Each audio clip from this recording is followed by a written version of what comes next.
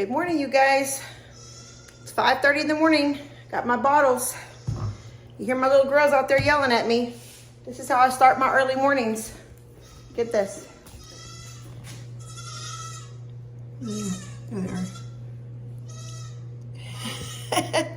They are ready to be fed. Okay, I'm coming, guys. I'm coming. Mommy's coming. Let me get these bottles and get these babies fed. I'm gonna let them see you in the video. Eat your breakfast.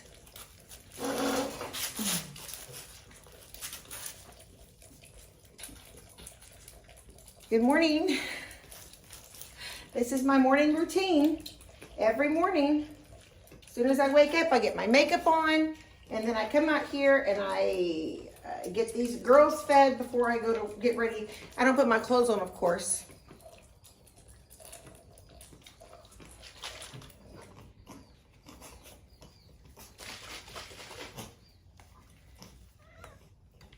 Tomas, you're messing up the babies. Are we done? We still got lots of food. Come on, Mommy don't have time for this. We gotta eat. You weren't that hungry, Marianne?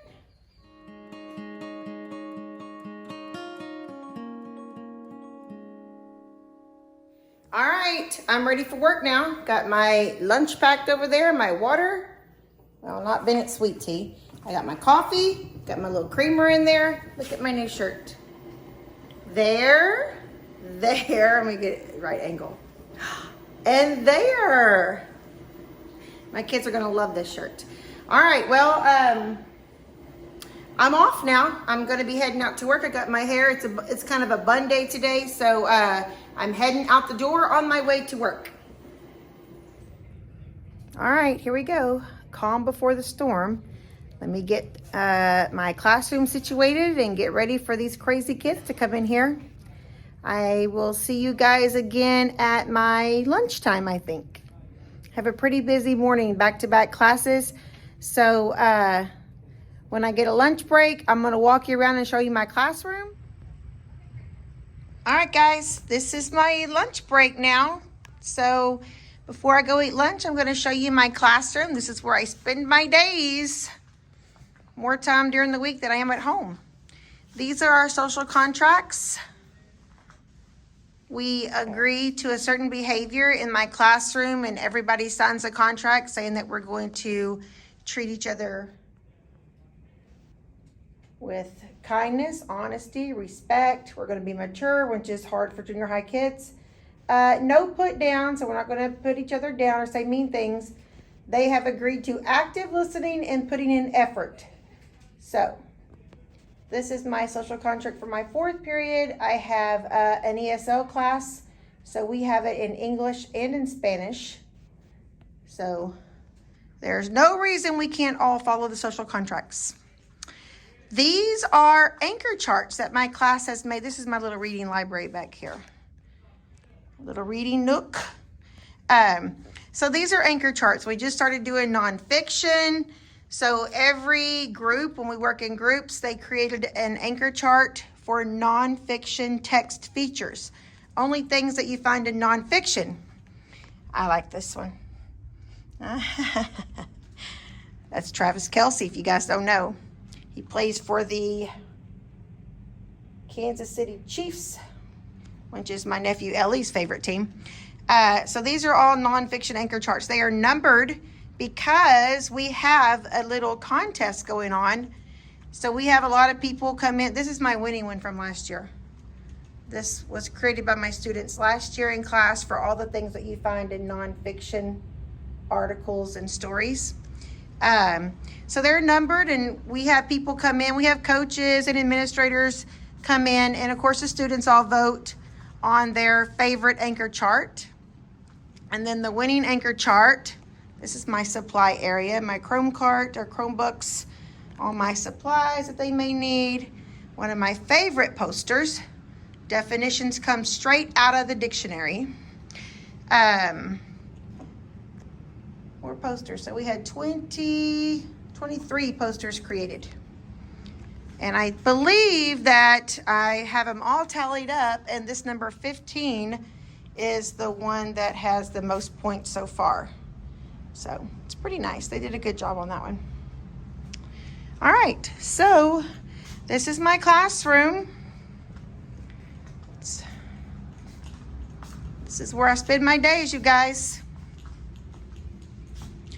All right, it is time for my lunch. So I'll see you guys a little later. Hi, I'm back from lunch. It is my planning period right now. I have about 45 minutes that I can make my lesson plans, get my grading done. We had a small test earlier this week, so I've got most of that completed. My grading's done for that, and I got those grades in. We had a little research paper this week. That's kind of a fun project I assigned for the kids. So I made these little cards. This is their first little research paper they've ever done. So I usually have the kids in four main groups. So each group drew a card and they were assigned a continent. So then on that continent, they had to choose any country on that continent, but they had to do like rock, paper, scissors. No one could do the same two countries. So then they had to find out, I made like a little handout for them. I made like a little handout, like how a nonfiction article would be written. So they had like a little basic information, and then I was given choices of subheadings, and then all the information that should go or could go in each subheading. And they had choice. Everything in teaching today is about choice. Students will work if you give them a choice at what they do. And when they choose something, they're more likely to work harder at it because it's what they chose to do. So that's kind of a big, I guess, philosophy with teaching today is all about choice. So I try to give them as much choice as possible, and then they do the work. So they could choose out of 5 subheadings, they could choose 2 subheadings, and anything around this was all kinds of information. Like if they chose government, it was a form of government. What is the current head of state? What are the political parties? So they could choose any of those to write about under each subheading. So they actually did really well on that. Most of my kids really enjoyed it and had fun with it. And then they had to list. So I made this little paper for myself, and I'm like, okay, so we've been talking about nonfiction text features, and you saw all the anchor charts. So they had to choose 2 of those to actually be added at the bottom of their reports or their essays. So they did a really good job, and I have a lot of them that look so professional. I was really proud of them. Like, wow, that looks like you would see it in like a magazine. So they did a really good job. I teach 8th grade English, language, arts, and reading. I have 1 ESL class and I have 1 level class, and my other classes, 5 other classes are honors English, reading, language, arts. So most of those students are expected. Our high school has early college high school. So when they leave me and go into 9th grade at high school, a lot of my students will go into the early college program. So I have to hold them very accountable at a high level, many of them, and well, all of them, of course. I hold them all, at a high standard. But the expectations are laid out, and I really love my kids. Like, they really live up to whatever expectation I put for them. And it does help because my son Elijah went through the early college program, and of course is now at A&M. And so when I tell the kids that, I'm like, well, this is exactly what I saw my son Elijah go through. So this is what's expected of you. I already know what your expectations are, because as a mom of an early college student, I, went through it with him. So they listen to what I say, and they believe me because they're like, oh, well, she knows as a mom, not just a teacher. So they listen to me, and they really step up to the plate. I'm very blessed at my job. I don't want to say that too loud because some teachers complain, but I'm very blessed at my job. I love being a teacher. I love my students. I try to have a fun time. If I had to go to work every day and be miserable, it would just be, terrible. And so I really do love my kids. There's some in the hall that keep peeking in my window, and they make me laugh, and I have a good time with them. But, they really step up to the plate when it's time to get some work done. So I'm very blessed at what I do.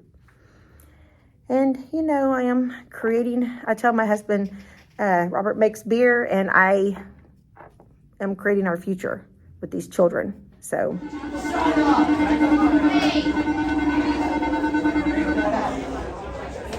Here we go, taking these kids out to their buses, emptying out this school.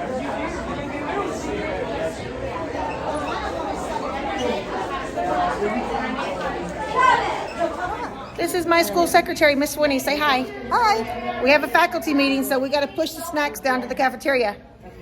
All right, I'll push them. This is my very good work friend, Miss Jenkins. Yes. I love her. And I love her. Her son just got married this weekend to a very beautiful young lady. They got married at Fountain View Farms in Splendora. Wonderful place. They were the best. It was a very lovely wedding. Had a blast. All right. Yeah. Thank you, Miss Jenkins. Yeah, you're welcome. Okay, guys, I'm back home now. Look here, right back to where it all began. Getting my bottles ready for my babies so I can get them fed. I thank you for coming along with me today and hanging out with me during my work day and seeing what all I do at school. Some days are amazing, some days are crazy, but I have to say that every day is different. So, I'm Tina, Robert's at work still, and we're living off the hill. Bye.